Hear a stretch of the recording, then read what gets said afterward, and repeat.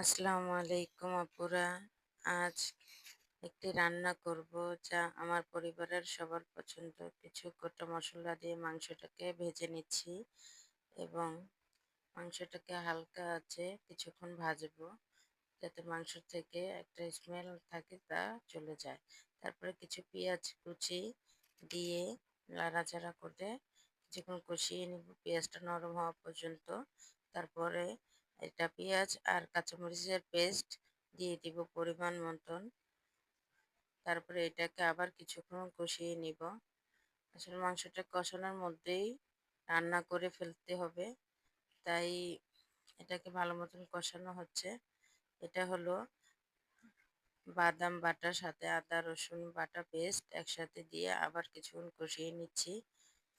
এভাবে কিছুটা স্বাদ মতন লবণ দেওয়া হলো।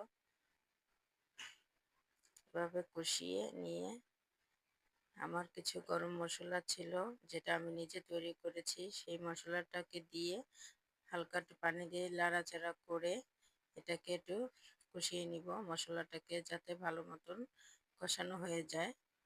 তারপরে কিছু সামান্য গরম বয়েল করা দুধটা ঢেলে দিচ্ছি। এই লিকুইড দুধটা দিয়েই মুরগির মাংসটা রান্না করলে এটার স্বাদ দ্বিগুণ হয়ে যাবে। এভাবে রান্না করলে আমার বাচ্চারা অনেক পছন্দ করে। আপনারাও খেয়ে দেখবেন কিরকম হয়।